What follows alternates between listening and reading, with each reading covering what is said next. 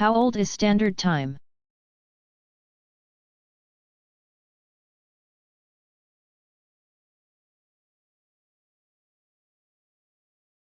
Standard Time was introduced in 1884, it was the outcome of an international conference held in Washington, D.C. to consider a worldwide system of time. By international agreement, Earth was divided into 24 different standard time zones. Within each time zone, all clocks are to be set to the same time. The device of standardized time zones was necessitated by the expansion of industry, businesses, particularly those in the transportation industry, could not coordinate schedules when each community used its own solar time. The local time as determined by the position of the sun. Railroad schedules had been extremely complicated before the establishment of standard time zones, which the railroads readily adopted. Each time zone spans 15 degrees of longitude, beginning at 0 longitude, called the prime meridian, which passes through the observatory at Greenwich, a borough of London, England. Time kept at the observatory is called Greenwich Mean Time, GMT. Time zones are described by their distance east or west of Greenwich. The model also dictates that each time zone is 1 hour apart from the next. However, the borders of the time zones have been adjusted throughout the world to accommodate national, state, and provincial boundaries. The contiguous United States has 4 time zones: Eastern, Central, Mountain, and Pacific. Waters off the eastern seaboard are in the Atlantic time zone. Alaska, Hawaii, Samoa, Wake Island, and Guam each have their own time zones. Congress gave the Interstate Commerce Commission, ICC, authority to establish limits for U.S. time zones in 1918. This authority was transferred to the Department of Transportation, in 1967.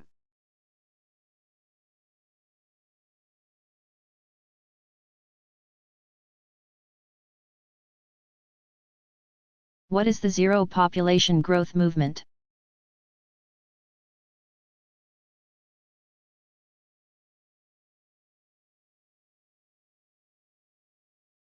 Abbreviated ZPG, it's an international movement for population control.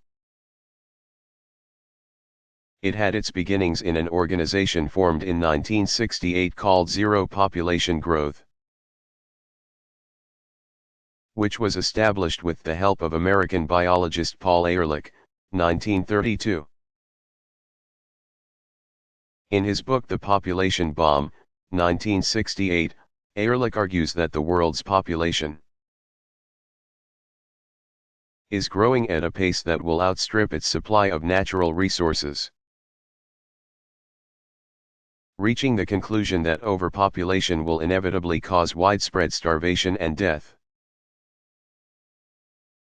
While his critics charge that this is an oversimplification of the situation,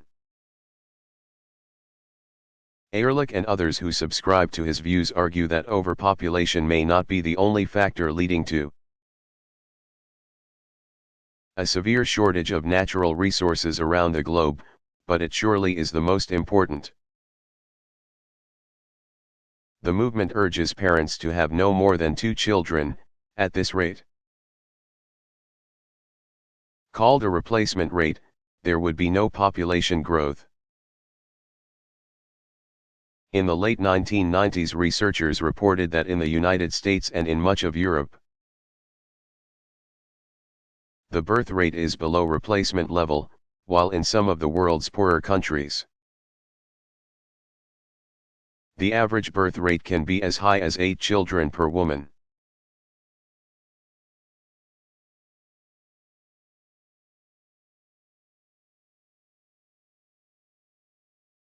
How was Rome able to conquer Greece?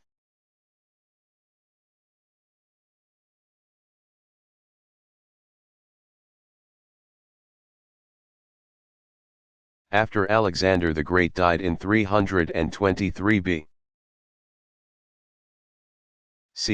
his generals divided his empire into successor states, but Greece remained under Macedonian control. Though the Greeks would fight the armies of the Macedonian kings into the 200s BC, they would not achieve independence, and instead associations of Greek city-states again fought each other. Meantime, just to the west, Rome had been conquering lands to become a formidable power in the Mediterranean and soon began to look eastward to expand its authority. When Rome conquered Macedonia in 197 BC, Greece was liberated. 50 years later, in 146 BC, Greece was conquered by Rome and was divided into provinces. While the city-states had no military or political power, they nevertheless flourished under Roman rule. And the Romans, who had first started borrowing from Greek thought and culture around 300 BC, were soon spreading Greek ideas, art, and religion throughout their empire, giving rise to the Greco-Roman culture inherited by modern Western civilization.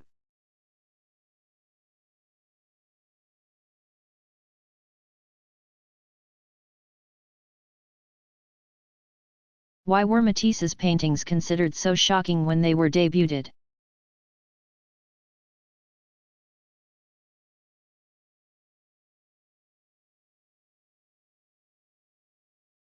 Even if they seem commonplace to art today, the color and style of the paintings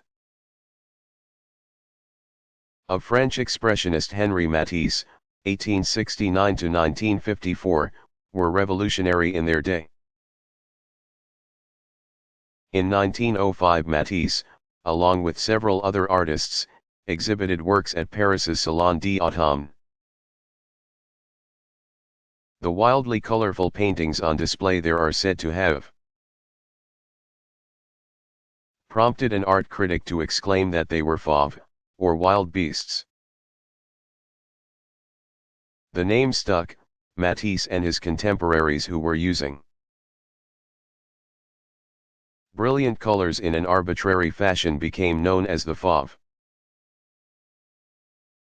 His famous work Madame Matisse, or Green Stripe, 1905, showed his wife with blue hair and a green stripe running down the middle of her face, which was colored pink on one side of her nose and yellow on the other. Matisse was at the forefront of a movement that was building new artistic values. The fauve were not using color in a scientific manner, as Georges Seurat had done. Nor were they using it in the nondescriptive manner of Paul Gauguin, 1848–1903, and Vincent van Gogh, 1853–1890. The fauve were developing the concept of abstraction. Throughout his career, Matisse continued to experiment with various art forms: painting, paper cutouts, and sculptures. All of his works indicate a progressive elimination of detail and simplification of line and color. So influential was his style on modern art that some 70 years later one art critic commented that it was as if Matisse belonged to a later generation and a different world.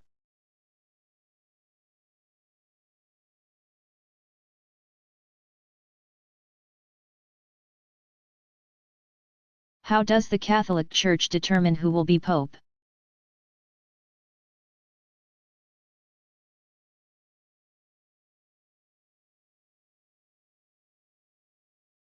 Present-day procedures for electing a pope. Who serves the Church until his death, vary from those of earlier times. Before the 300s, the clergy of Rome and the outlying areas cast votes in what was essentially a local papal election. Throughout history, some of Europe's powerful rulers tried to influence the outcome of papal elections in order to establish a pope who would be favorable to their leadership. This interference in the process sometimes resulted in disputes over who was the rightful pope, with more than one pope claiming authority based on the support of emperors or factions within the Church. Those claiming to be popes but who were considered illegitimate are called anti-popes. The process observed by the Roman Catholic Church today was established over time. The first important decision came in 1059 when Pope Nicholas II, c. 980-1061, declared that papal electors must be cardinals. In 1179 the Third Lateran Council established that all cardinals have an equal vote and that popes may only be elected by a two-thirds majority. This came after Pope Alexander III, c. 1105-1181, had been opposed by three anti-popes. Pope Gregory X, 1210-1276, after being elected to the papacy following a 3-year vacancy, assembled the Council of Lyon in 1274,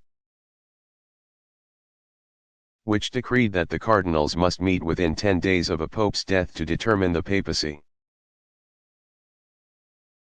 Further, the council required that the cardinals remain together in strict seclusion until they have elected a new pope. Today, when a pope dies, the dean of the Sacred College notifies all cardinals of the vacancy. The cardinals convene at Vatican City in a meeting that is required to begin within 20 days of the pope's death. Any of three electoral processes may be used: ballot, which is most common, unanimous voice vote, or the unanimous decision of a committee of 9 to 15 delegates. 4 votes are taken a day, 2 in the morning and 2 in the afternoon, until there is a two-thirds majority vote. As soon as a decision is reached, the dean asks the pope-elect if he accepts the position. Once he accepts, he is considered pope and has full authority over the Church. He then proceeds to select a name, which he announces to the cardinals. Following these private meetings, the results of which are eagerly awaited by devout Roman Catholics, white smoke is sent up a chimney of the Vatican Palace, signaling to the crowd in St. Peter's Square that the election is complete. The smoke is created by burning ballots from elections in which a two-thirds majority was not achieved are also burned, but in a way that creates black smoke. In this way, the public is apprised of the cardinal's decision-making process. The oldest cardinal has the honor of making the official announcement to the people in St. Peter's Square. Then the people are blessed by the new pope in his first official act. The coronation of the pope is held later.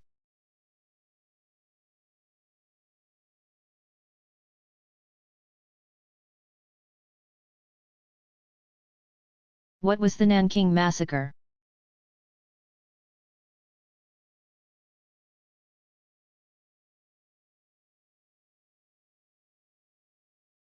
One of the most brutal chapters in modern history, the Nanking Massacre, also called the Rape of Nanking,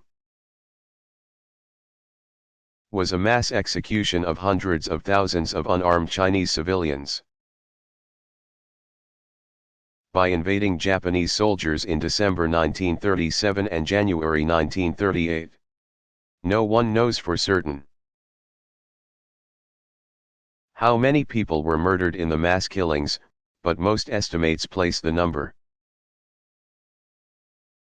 at 300,000, with another 80,000 people raped and tortured, including women and children. On December 13, 1937, the Japanese Royal Army swept into the eastern Chinese city of Nanking, today called Nanjing, which was then the capital of China. In the weeks that followed, the Japanese soldiers went on an orgy of violence. The atrocities were documented on film by the Japanese themselves as well as by helpless foreigners in the city at the time of the seizure. Surviving photos show unimaginable cruelties. It is believed that Japan's military had been trained to carry out the killings and atrocities in order to make an example of Nanking to other Chinese people, thereby facilitating Japan's intended occupation. The horrific event was the source of recent controversy stirred by the 1997 publication of The Rape of Nanking, The Forgotten Holocaust of World War II by Iris Chang. 1968, a historian and journalist whose grandparents narrowly escaped the massacre. Unlike Germany, which accepted responsibility for the Holocaust of Jews during World War II. 1939–45, and whose Nazi leaders were tried in number at Nuremberg. Japan never acknowledged its crimes committed at Nanking. After World War II, only a few of Japan's military leaders were tried and found guilty of war crimes related to the taking of Nanking. This chapter in Japan's national history has been largely denied by its officials, some of whom accused Chang of issuing propaganda. Chang stood by her research, which included interviews with survivors, as well as with Japanese soldiers who participated in the violence. The massacre remains a deeply divisive event between the two nations and their people.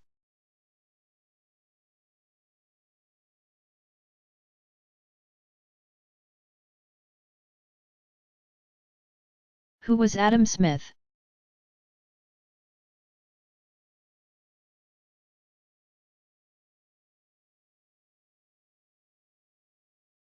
Scottish economist Adam Smith, 1723–1790, is popular with conservative economists today because of his work titled The Wealth of Nations, written in 1776, which proposes a system of natural liberty in trade and commerce, in other words, a free market economy. Smith, who was teaching at the University of Glasgow at the time, wrote, "Consumption is the sole end and purpose of all production, and the interest of the producer ought to be attended to only so far as it may be necessary for promoting that of the consumer." The Wealth of Nations established the classical school of political economy but has been faulted for showing no awareness of the developing industrial revolution. While Smith advocated both free market competition and limited government intervention, he also viewed unemployment as a necessary evil to keep costs and therefore prices in check.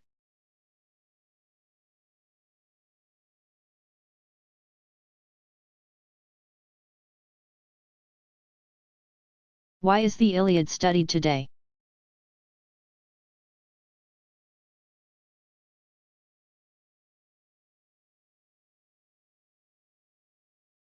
Greek poet Homer's, c. 850-BC. Iliad and Odyssey, both works credited to him, are considered to be among the greatest works of literature and have had a profound influence on Western poetry. Serving as the primary models for subsequent works, including the Aeneid, Virgil, and the Divine Comedy, Dante. The Iliad in particular can be seen as both the beginning of Western literature as we know it, and the culmination of a long tradition of oral epic poetry that may date as far back as the 13th century BC. The Iliad has been a part of Western education for nearly 3,000 years. The epic poem, telling the story of a 10-year Trojan War, reveals the author's keen understanding of human nature.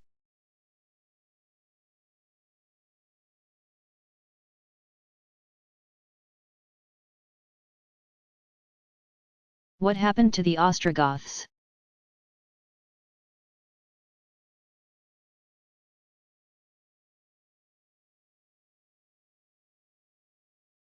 The eastern division of the Goths, the Ostrogoths, were overrun and absorbed by the Huns in 370. When the powerful Hun leader, Attila, died in 453. Subjects of the Huns revolted and the Ostrogoths regained their freedom. Theodoric, c. 454-526, became the ruler of the Ostrogoths in 493, and it was under his leadership that the group invaded northern Italy, where they remained. In the middle of the following century, they were overthrown by the armies of the Byzantine Empire. Like other Germanic tribes, the Ostrogoths were absorbed into the various groups of Europe.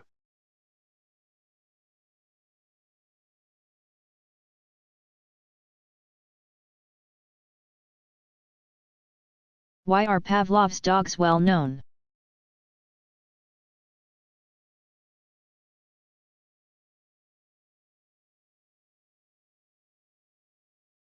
Russian physiologist Ivan Pavlov, 1849-1936, carried out famous experiments with dogs,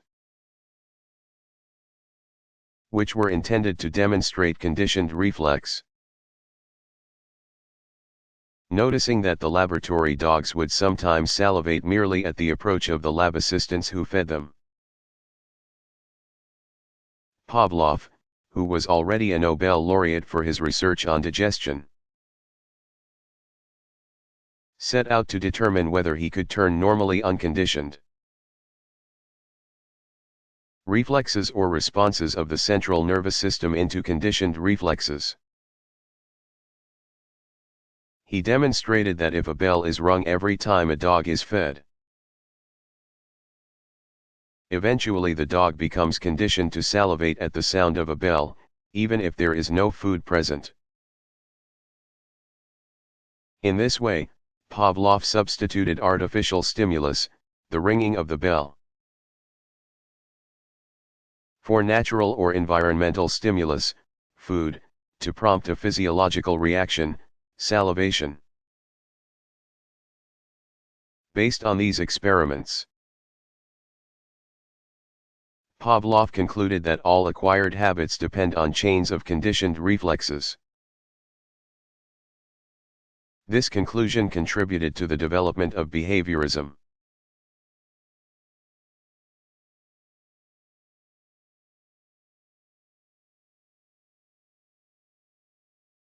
How old is golf?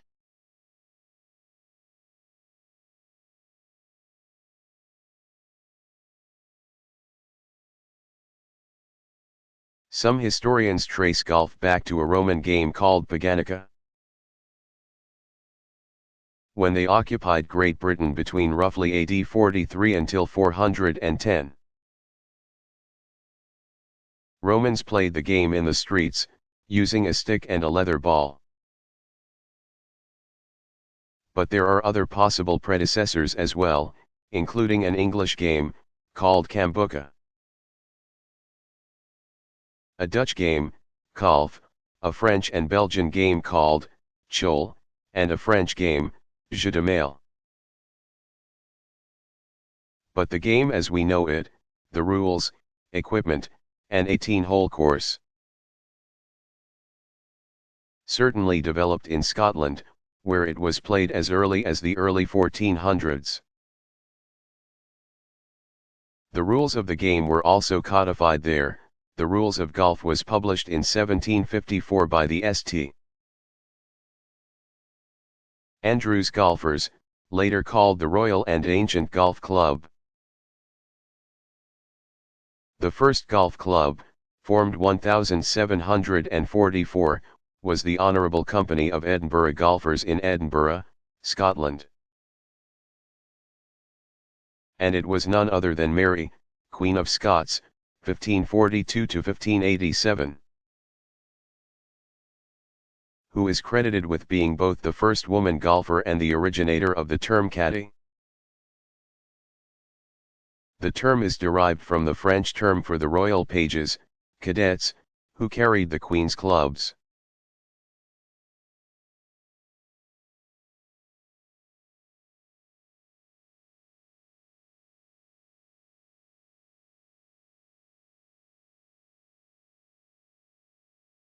What did the Curies contribute to medicine?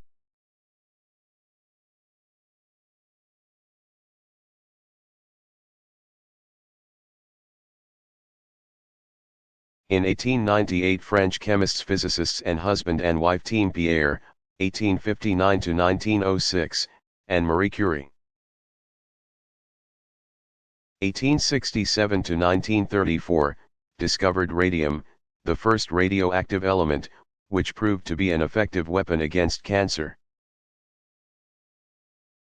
They conducted further experiments in radioactivity, a word that Marie Curie coined, distinguishing among alpha, beta, and gamma radiation. Upon Pierre's death in 1906, Marie succeeded him as professor of physics at the Sorbonne. During World War I, 1914-18, Curie organized radiological services for hospitals. From 1918 to 1934 she went on to become director of the research department of the Radium Institute of the University of Paris. The Curies' daughter, Irena, 1897 to 1956, followed in her parents' footsteps, becoming a physicist and marrying, in 1926, another scientist, Frederick Joliot, 1900 to 1958. Who served as director of the Radium Institute for 10 years beginning in 1946. The pair, who were known as the Joliot Curies, contributed to the discovery and development of nuclear reactors. The Curies and the Joliot Curies were all Nobel laureates.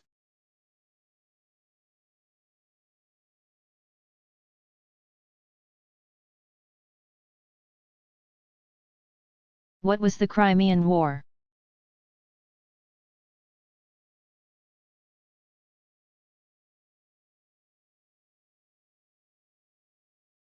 The Crimean War was fought from 1853 to 1856 between Russian forces and the Allied armies of Britain, France, the Ottoman Empire, present-day Turkey, and Sardinia, part of present-day Italy. The Crimean Peninsula, which juts out into the Black Sea and is today part of Ukraine, was the setting for many of the battles. The source of the conflict was Russia's continued expansion into the Black Sea region, which if left unchecked, would have resulted in strategic and commercial advantages for Russia. But Russia was unable to muster the strength it needed to combat the powerful alliance formed by the European countries and the Ottoman Empire.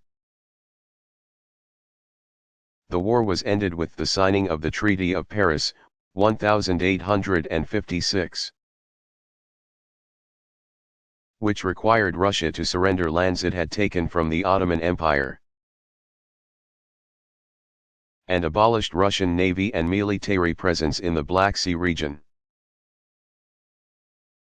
It was the first conflict that was covered by newspaper reporters at the front.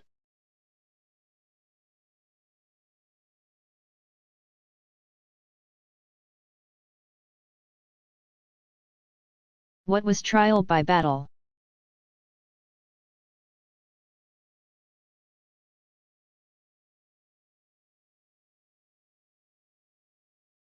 Like trial by ordeal.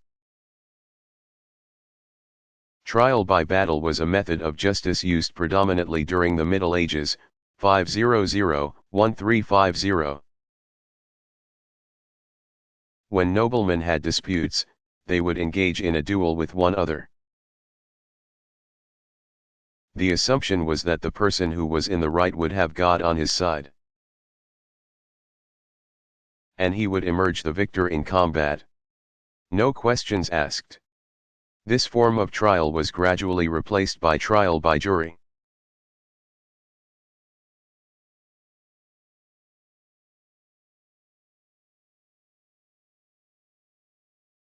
What is fascism?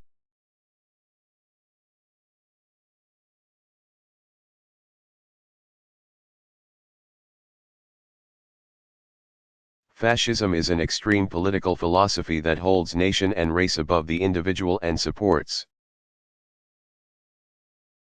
the establishment of an authoritarian government, where absolute power is vested in the leader.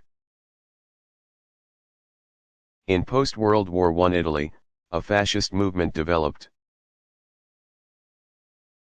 led by Benito Mussolini, 1883–1945, paralleling the rise of Nazism in Germany.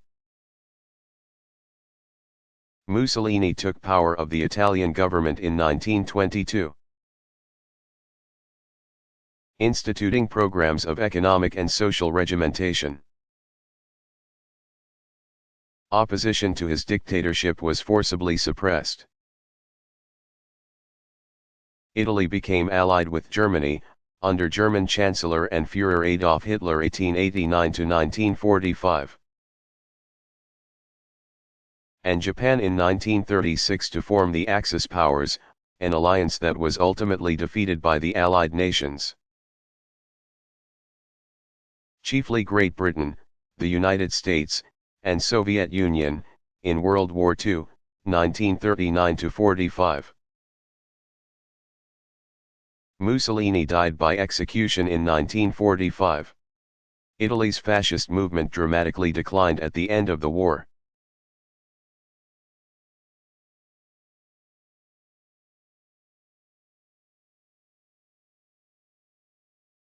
What was Plato's relationship to Socrates and Aristotle?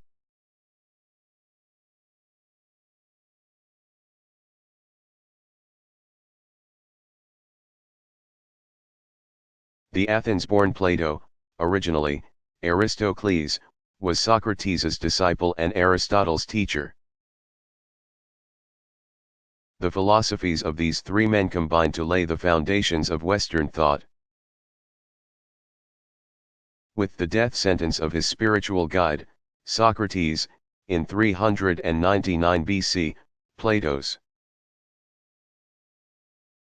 c. 428–347 BC, dissatisfaction with the Athenian government reached its peak. Traveling throughout the Mediterranean after the death of Socrates, Plato returned to Athens in 387 BC, and 1 mile outside of the city he established the Academy, a school of philosophy supported entirely by philanthropists, Students paid no fees. One of the pupils there was young Aristotle, 384 to 322 BC,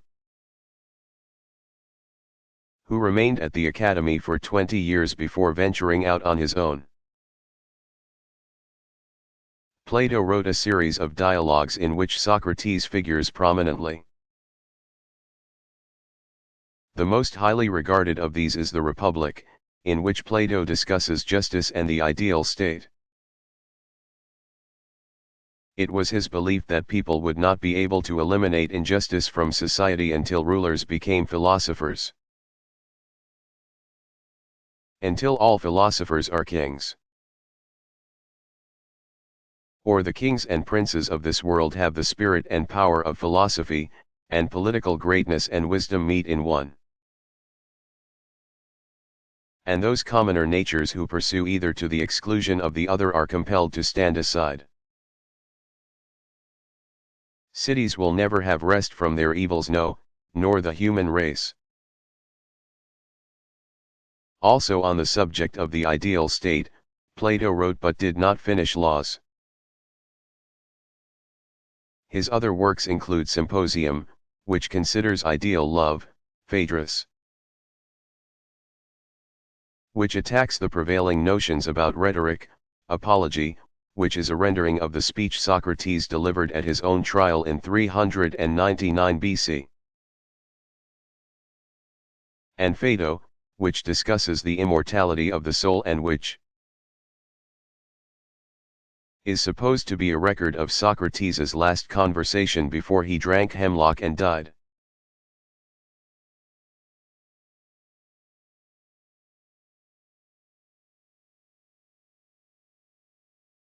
Was Shakespeare famous in his own time?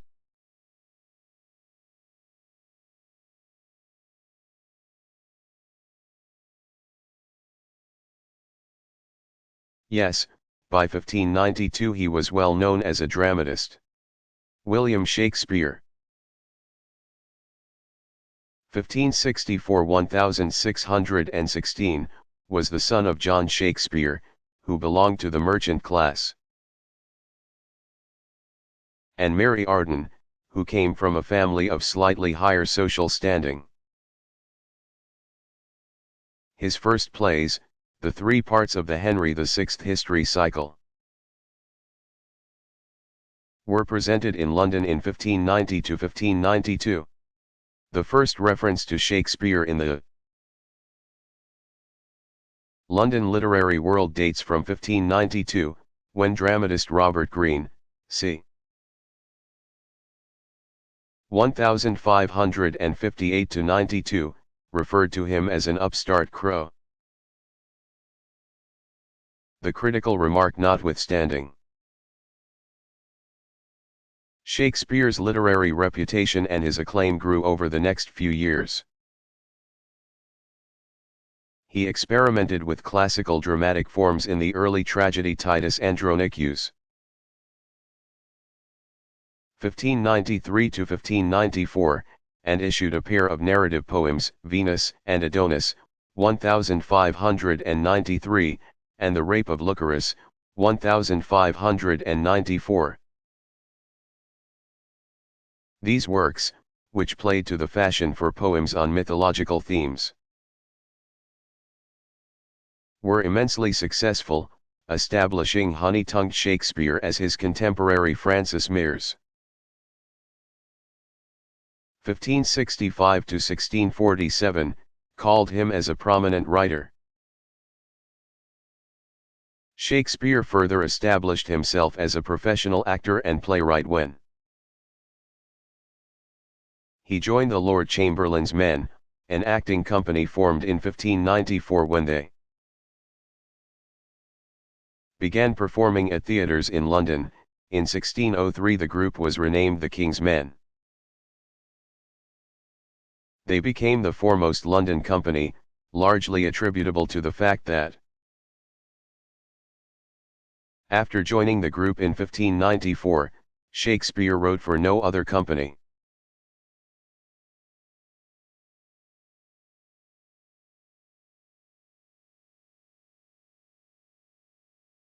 Disorder continued in what was the defenestration of Prague.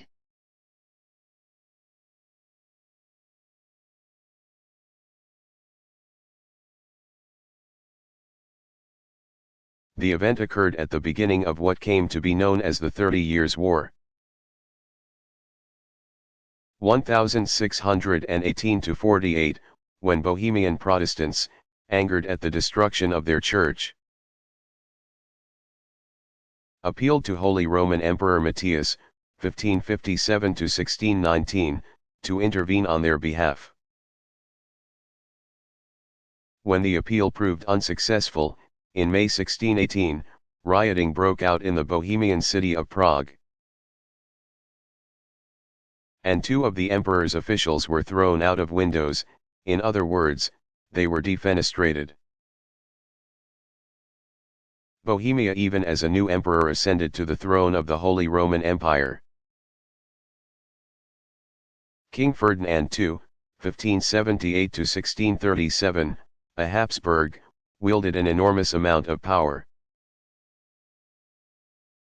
And in 1620 he squelched the Bohemian Rebellion, which cost the Bohemians their independence.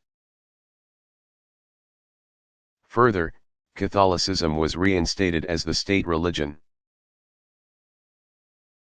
These events caused other Protestant lands within the Holy Roman Empire to take notice. Soon the kings of Denmark, Sweden,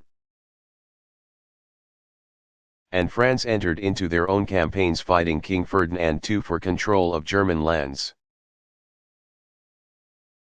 But the conflicts weren't strictly about religious freedom.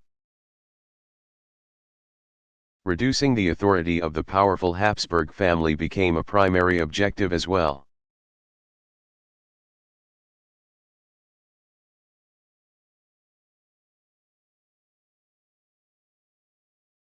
What caused the East-West Schism in the Catholic Church?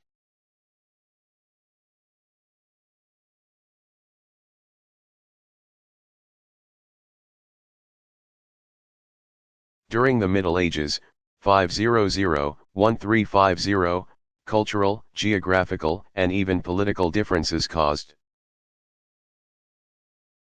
an increasingly wide divide between the Catholic churches in Eastern and Southeastern Europe, as well as in parts of Western Asia, and West, the Catholic churches of Western Europe. In the 800s a series of theological disputes began between the highest authority of the Eastern, Byzantine churches, called the Patriarch of Constantinople, also called the Ecumenical Patriarch, and the Pope, particularly about the Pope's authority over Christians in the East. Finally, in 1054, Pope Leo IX 1002–1054, issued an anathema, a formal curse, against the Patriarch of Constantinople, Michael Cerularius, c. 1000–1059, excommunicating him and his followers from the Roman Catholic Church. The Church had officially split. Thereafter the Eastern Orthodox churches would accept the Patriarch of Constantinople as the highest church authority, in other words, they did not acknowledge the primacy of the Pope. And they would follow the Byzantine rite, ceremonies, in the West.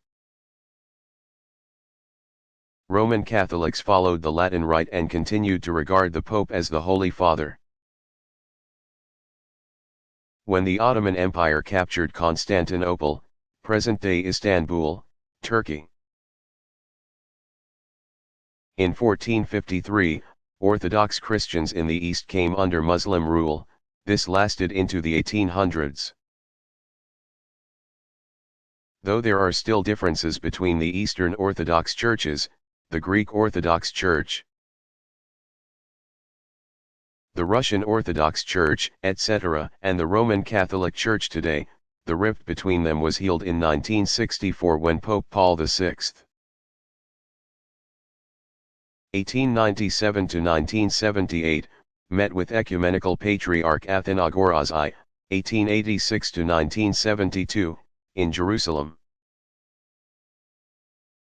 The following year, the two religious leaders lifted the mutual anathemas between their churches.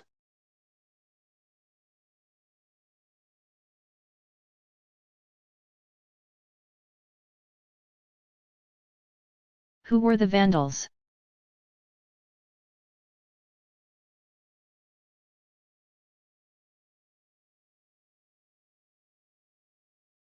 Like the Goths, the Vandals were a Germanic people who originated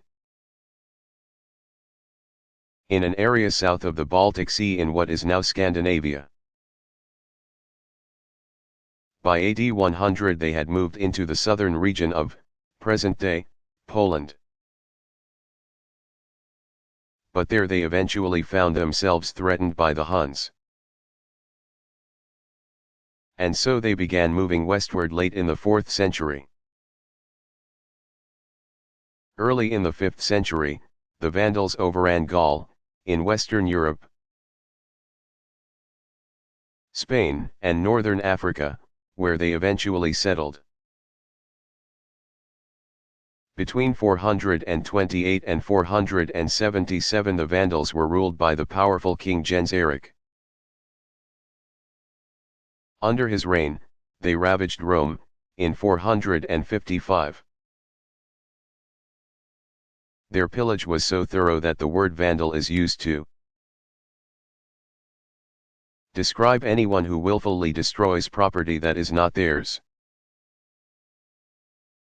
In 533 and 534, like the Ostrogoths, the Vandals were defeated by armies of the Byzantine Empire.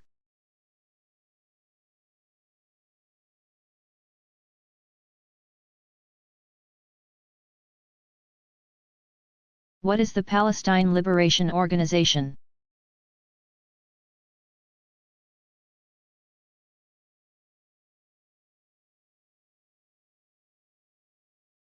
It is a group formed in 1964 by Arabs in Palestine, a region coextensive with the nation of Israel. Known as the PLO, the organization seeks to establish an area of self-rule for Muslims. Dominated by then guerrilla leader Yasser Arafat, 1929 to 2004. The PLO regarded Israel as an illegitimate state and became determined to establish a Palestinian state in the region. In 1974 the PLO was recognized by the United Nations and by Arab countries as the governing body of the Palestinian people. However, the Palestinians remained without a homeland and continued to fight for one, often resorting to terrorist tactics. In 1993 Israel and the PLO, still under Arafat's leadership, officially recognized each other. In an internationally brokered agreement, Israel agreed that by early 1996 it would withdraw its troops from the Gaza Strip, a tiny ribbon of land along the Mediterranean and bordering Egypt, and most cities and towns of the West Bank, a larger region lying west of the Jordan River and Dead Sea. The city of Jerusalem, recognized by both Israelis and Palestinians as their capitals, straddles the western border of the West Bank and is divided into an Arab East Jerusalem and a Jewish Israeli West Jerusalem. The 1993 Arab-Israeli Agreement, called the Oslo Accords, effectively carved out an autonomous Palestinian homeland, or at least an autonomous region. To govern this region, the Palestinian Authority, PA, was set up. In 1994 Arafat and Israeli leaders Yitzhak Rabin, 1922 to 1995, and Shimon Peres, 1923, were awarded the Nobel Peace Prize for their efforts. In January 1996, Palestinians in the Gaza Strip and the Palestinian-controlled parts of the West Bank elected a legislature and a president, Arafat, to govern these areas. But the accords foundered, both sides contributed to an escalation of violence in the long-troubled region. In 2003, the Roadmap for Peace, developed by the United States, in cooperation with Russia, the European Union, and the United Nations, was presented to Israel and the Palestinian Authority, PA. The plan outlined clear goals and timelines for their achievement for both sides. Still, the violence continued,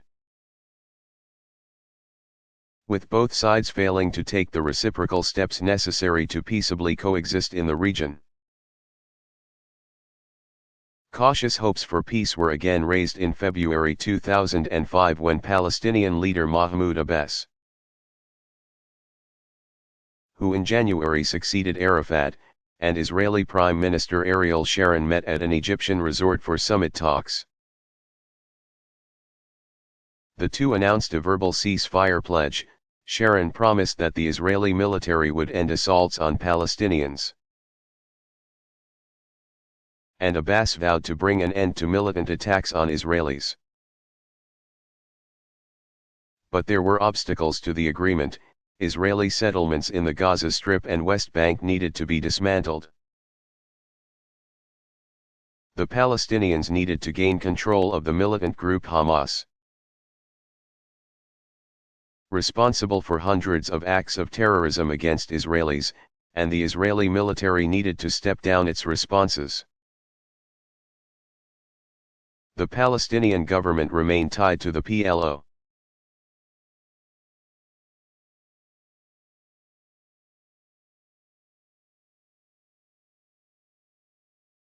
What is the Hippocratic Oath?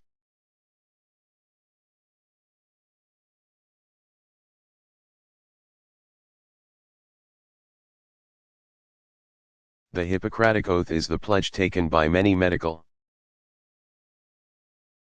students upon graduation or upon entering into practice. While the text of the oath varies by translation, one important line reads, "I will prescribe regimen for the good of my patients according to my ability and my judgment, and never to harm anyone." The vows are attributed to the Greek physician and teacher Hippocrates. c. 460 c. 377 BC, who practiced on the island of Kos. Unlike his predecessors, who relied on superstitious practices in their treatment of patients, Hippocrates believed that diseases were brought on not by supernatural causes but by natural ones. He further believed that disease could be studied and cured. This assertion forms the basis of modern medicine, which is why Hippocrates is called the father of medicine. It is largely owing to another prominent Greek physician that the oath was handed down through history. Galen, AD 129 c. 199, was physician to Roman emperors Marcus Aurelius 121–80, from 161, and Lucius Commodus 161–92, from 168. He demonstrated that arteries carry blood, not air,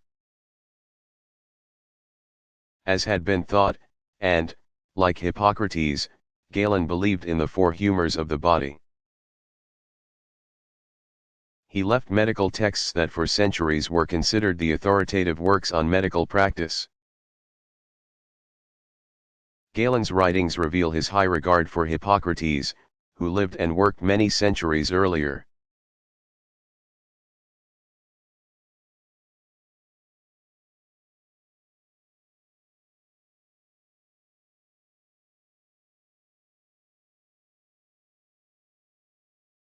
What does the Security Council do?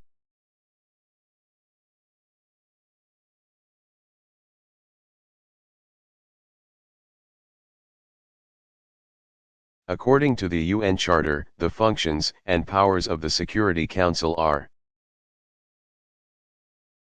to maintain international peace and security in accordance with the principles and purposes of the United Nations, to investigate any dispute or situation which might lead to international friction,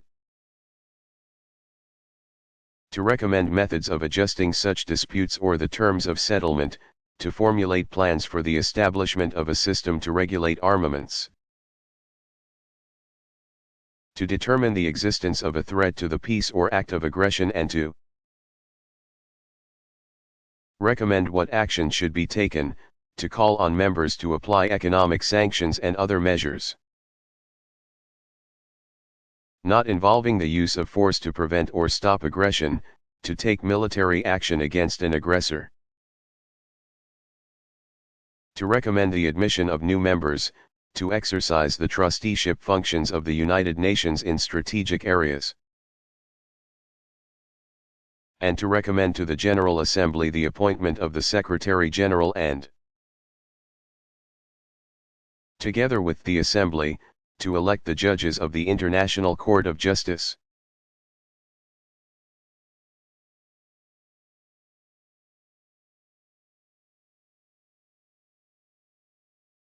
Why was Jesus feared by the authorities?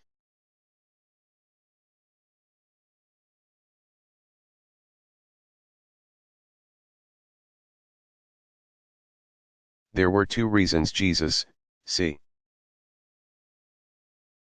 6b.cc AD 30, was feared by Palestine's leaders.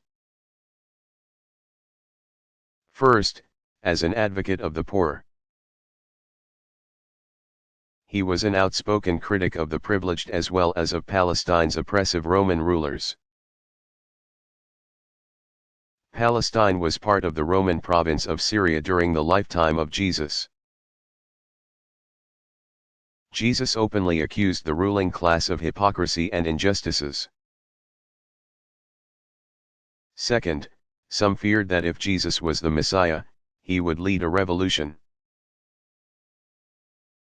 So the governors viewed him and his teachings as a threat to their authority.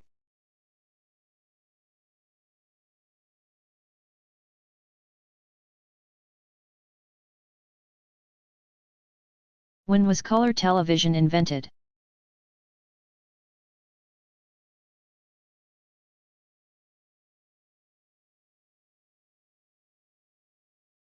In 1940, Hungarian-American engineer Peter Karl Goldmark, 1906 to 1977. The head of the Columbia Broadcasting Systems, CBS, Research and Development Laboratory, came up with a technology that broke down the television image into three primary colors through a set of spinning filters in front of black and white, causing the video to be viewed in color. His system gave way in the 1950s to an RCA system whose signals were compatible with conventional black and white TV signals. In September 1962, American Broadcasting Corporation, ABC, began color telecasts, for 3.5 hours a week. By this time, competitor National Broadcasting Corporation, NBC, was broadcasting 68% of its primetime programming in color, while CBS had opted to confine itself to black and white after having transmitted in color earlier. By 1967, all three networks were broadcasting entirely in color. It was not until 1967 that color television was broadcast in England. On July 1, the BBC Two transmitted 7 hours of programming, most of it coverage of lawn tennis from Wimbledon.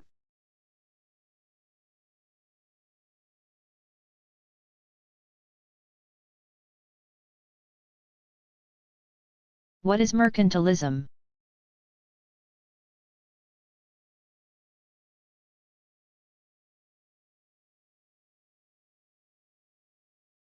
An economic system that developed as feudalism was dissolving, at the end of the Middle Ages 500-1350. Mercantilism advocates strict government control of the national economy. Its adherents believe a healthy economy can only be achieved through state regulation. The goals were to accumulate bullion, gold or silver bars, establish a favorable balance of trade with other countries, develop the nation's agricultural concerns, as well as its manufacturing concerns, and establish foreign trading policies.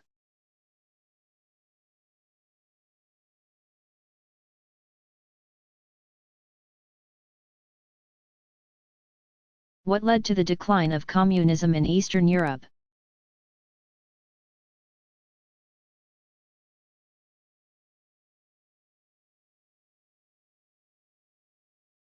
Anti-communist sentiment among Eastern Europeans was bolstered by the actions and policies of Soviet leader Mikhail Gorbachev, 1931. When Gorbachev took office in 1985, the Soviet economy was in decline. In order to reverse the trend, he advocated dramatic reforms to move the economy away from the government-controlled communist system and toward a decentralized system, similar to those of Western democracies. Gorbachev's efforts to modernize the Soviet Union were not limited to the economy. He further proposed a reduction in the power of the Communist Party,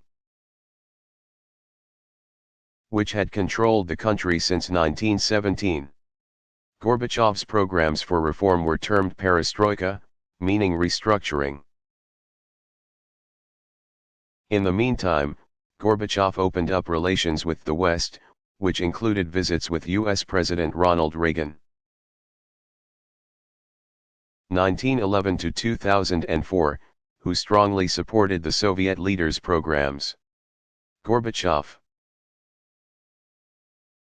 referred to his policy of openness as glasnost. Both Russian terms quickly caught on around the world.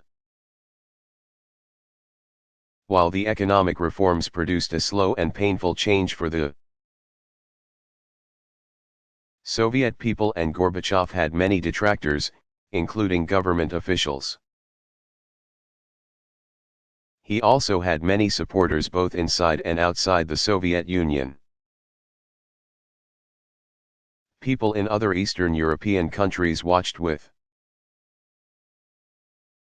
interest the Soviet move toward a more democratic system. Strikes in Poland had begun as early as 1980, where workers formed a free labor union called Solidarity. But the following year, the communist leaders of the Soviet Union pressured the Polish government to put an end to the movement, which it did. After Gorbachev became head of the Soviet Union and initiated sweeping changes, the reform movements in other countries soon realized that the Soviets under Gorbachev would no longer take hard-handed tactics toward anti-communist efforts in other countries.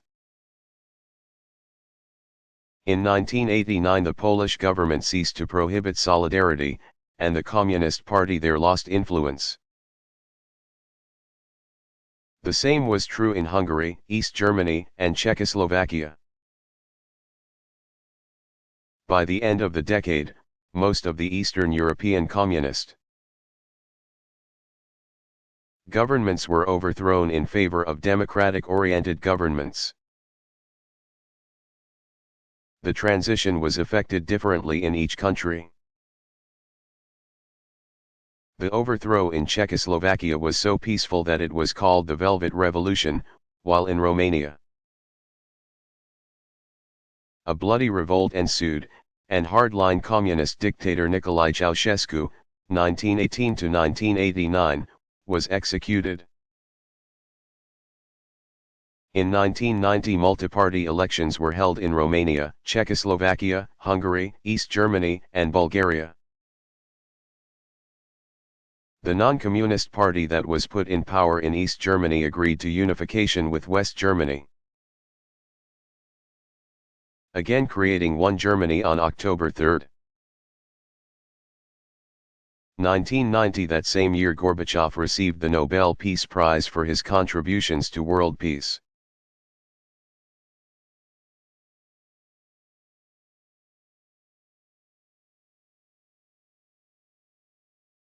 Why was the Medici family important to Renaissance art?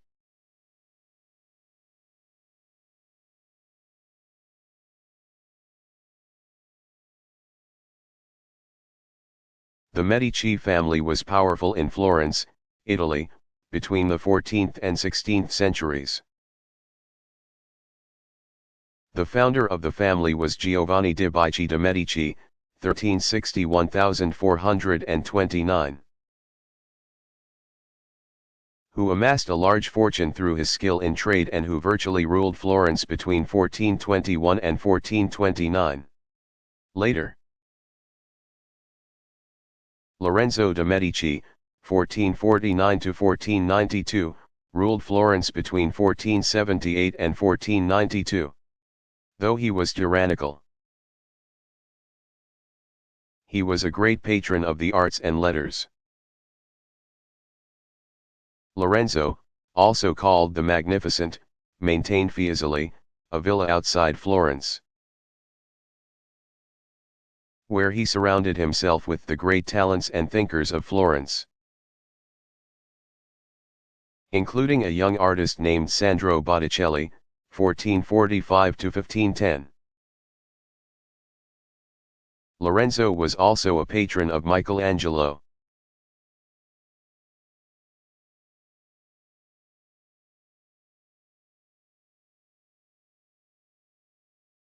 How old is the oldest illuminated manuscript?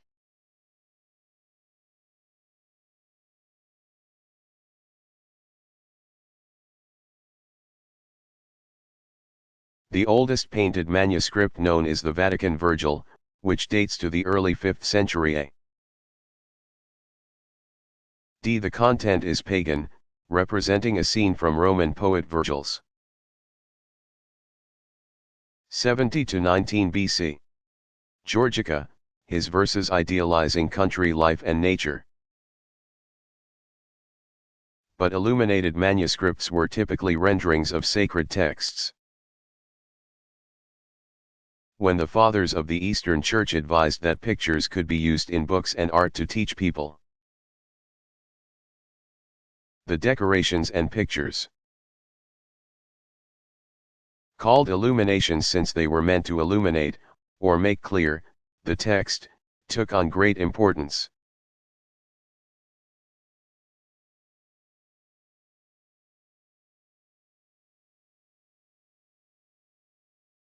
When did football begin?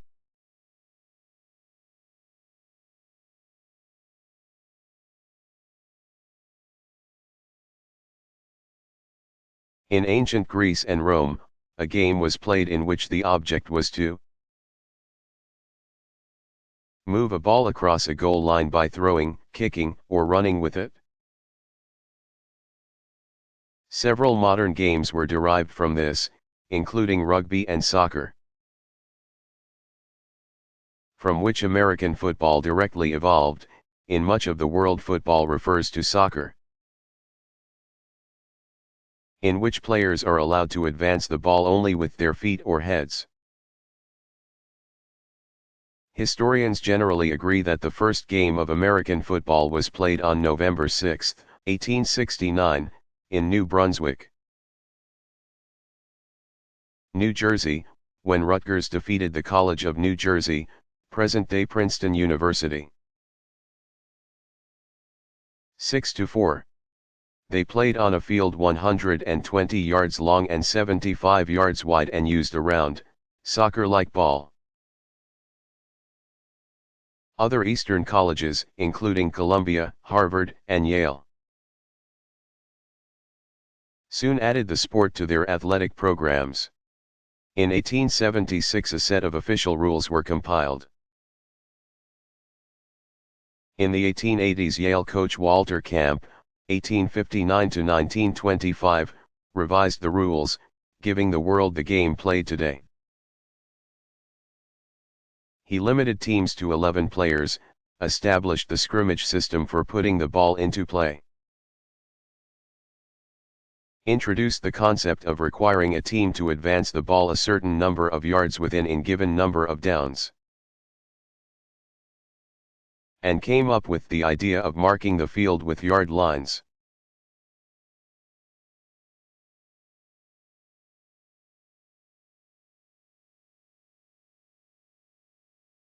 What were Pasteur's discoveries on disease?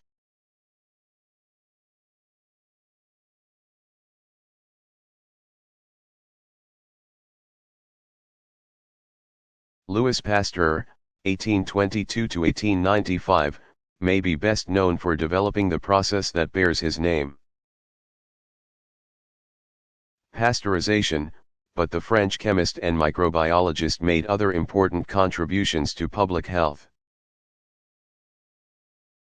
including the discovery of vaccines to prevent diseases in animals and the establishment of a Paris Institute for the study of deadly and contagious diseases. In the 1860s the hard-working Pasteur was asked to investigate problems that French winemakers were having with the fermentation process. Spoilage of wine and beer during fermentation was resulting in serious economic losses for France. Observing wine under a microscope, Pasteur noticed that spoiled wine had a proliferation of bacterial cells that produce lactic acid. The chemist suggested gently heating the wine to destroy the harmful bacteria, and then allowing the wine to age naturally. Pasteur published his findings and his recommendations in book form in 1866. The idea of heating edible substances to destroy disease-causing organisms was later applied to other perishable fluids, chief among them milk. Pasteur later studied animal diseases, developing a vaccination to prevent anthrax in sheep and cattle. The deadly animal disease is spread from animals to humans through contact or the inhalation of spores. In 1876 German physician Robert Koch, 1843–1910, had identified the bacteria that causes anthrax, and Pasteur weakened this microbe in his laboratory before injecting it into animals, which then developed an immunity to the disease. He also showed that vaccination could be used to prevent chicken cholera. In 1881 Pasteur began studying rabies, an agonizing and deadly disease spread by the bite of infected animals. Along with his assistant, Pierre-Paul-Émile Roux, 1853–1933. Pasteur spent long hours in the laboratory, and the determination paid off. Pasteur developed a vaccine that prevented the development of rabies in test animals. On July 6, 1885, the scientists were called on to administer the vaccine to a small boy who was bitten by a rabid dog. Pasteur hesitated to provide the treatment,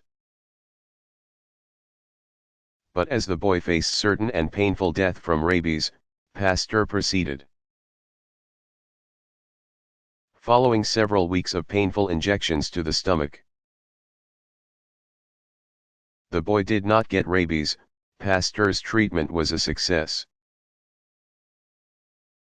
The curative and preventive treatments for rabies, also called hydrophobia, we know today are based on Pasteur's vaccination, which has allowed officials to control the spread of the disease. In 1888 the Institut Pasteur was established in Paris to provide a teaching and research center on contagious diseases. Pasteur was director of the institute until his death in 1895.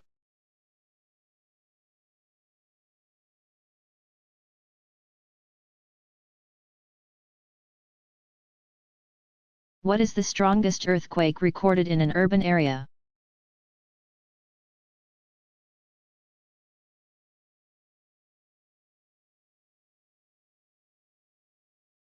T is believed to be a November 1, 1755, earthquake that struck Lisbon, Portugal. The quake may have registered at least 9.0 on the Richter scale and lasted 6 or 7 minutes. The port city was demolished, and more than 60,000 people perished. It was felt as far away as Sweden and generated a giant wave. Tsunami, that struck the West Indies in the Caribbean Ocean. The catastrophe in Lisbon generated an intense debate among European philosophers who tried to explain why God destroyed that particular city. Then the seat of the Holy Inquisition, during High Mass on All Saints' Day.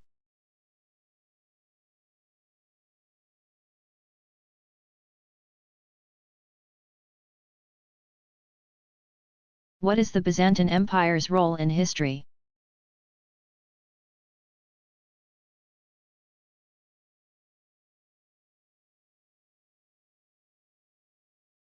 The Byzantine Empire, 330 or 395-1453, is considered a link between ancient and modern civilizations. Though the empire was constantly fighting off invaders, plagued by religious controversies, and marred by political strife, as the heir of the Roman world it allowed for the customs of Greco-Roman civilization to mix with those of the East and with Christianity. The fall of the Byzantine Empire in 1453 typically marks the beginning of the modern era.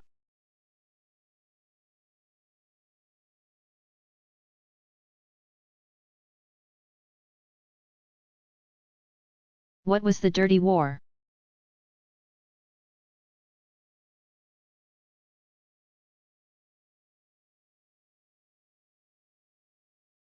This is the name that has been given to a troubling chapter in Mexico's recent history.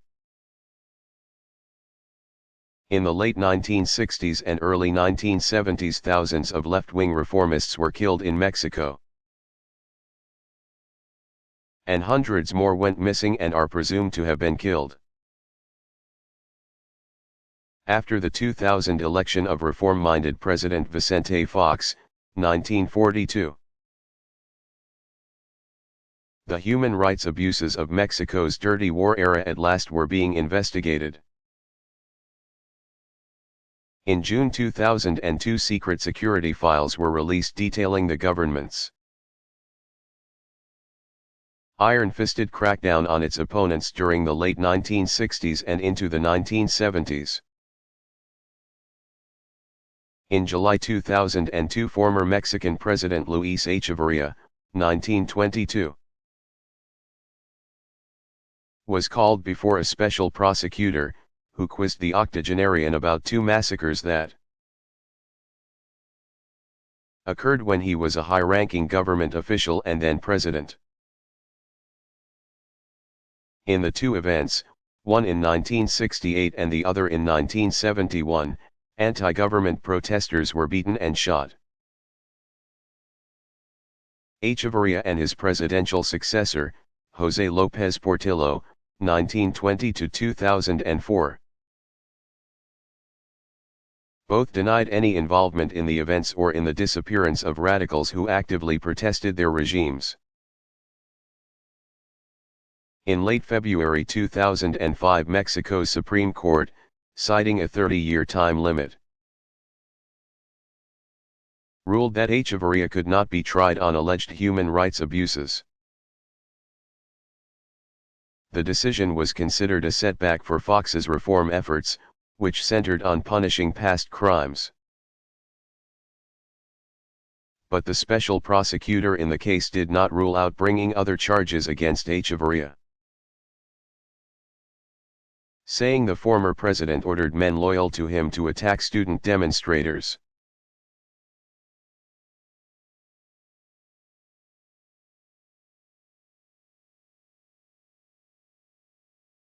What is the roadmap for peace?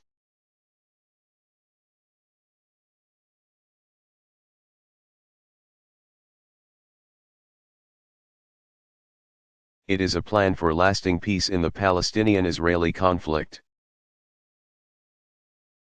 The roadmap was announced by the Bush administration on March 14, 2003, after several months of working with Russian, European Union, and United Nations, UN, officials to develop the plan, which calls for a permanent two-state solution. The roadmap outlines specific, actionable steps to be taken by each side in the conflict. The U.S. State Department described it as a performance-based and goal-driven roadmap, with clear phases, timelines, target dates, and benchmarks aiming at progress through reciprocal steps by the two parties in the political, security, economic, humanitarian, and institution-building fields. In announcing the roadmap, President George W. Bush, 1946, called for an end to the recent wave of violence, Intifada, in the Middle East, for authoritative Palestinian leadership, and for Israeli readiness to comply. He asked for Israeli and Palestinian leaders to contribute to and discuss the roadmap. And he repeated his call for all parties in the Middle East to abandon old hatreds and to meet their responsibilities for peace. The plan, the last phase of which was to have been completed in 2004-05. Foundered amid the daily violence of the Second Intifada, but was given new promise in May 2005 when Palestinian and Israeli leaders met in Egypt to discuss peace.